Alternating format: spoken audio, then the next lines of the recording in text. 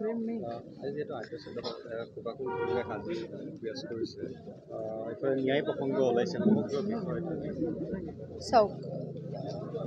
জুবিনাৰ সমাধি ক্ষেত্ৰত আমি সকলোৱে দেখিছোঁ কেনেকৈ ধূপ ধূনা চাকি বন্তিৰে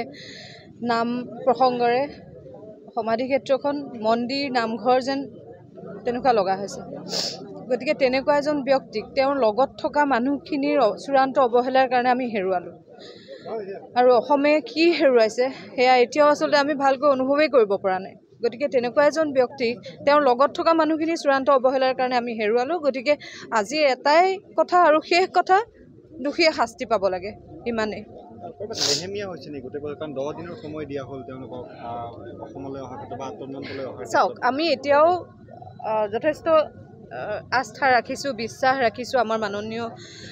মুখ্যমন্ত্ৰী ডক্টৰ হিমন্ত বিশ্ব শৰ্মা দেৱৰ ওপৰত তেখেতে আমাৰ আৱেগ অনুভূতি অসমৰ যি আৱেগ তেওঁ নিশ্চয় সন্মান জনাব আৰু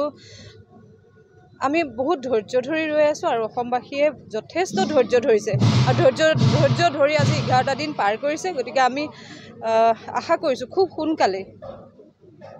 শাস্তি পাব দুখীয়ে শাস্তি পাবই লাগিব আপুনি যেটা সাংস্কৃতিক কৰ্মী আৰু শ্যামকানু মহন্তৰ ক্ষেত্ৰত এটা অভিযোগ আছে যে সাংস্কৃতিক লৈ বেপাৰ কৰিছে সাংস্কৃতিক এটা অপসংস্কৃতি লৈ গৈছে এইবিলাক কথা আচলতে এতিয়া মই নতুনকৈ কোৱাৰ একো প্ৰয়োজন মই বোধ কৰা নাই কাৰণ সকলোৱে সকলো কথা গমেই পাইছে নতুনকৈ মই এই বিষয়ে একো ক'বলৈ নিবিচাৰোঁ আজি এটাই কথা মুঠতে দুখীয়ে শাস্তি পাব লাগিব সিমানে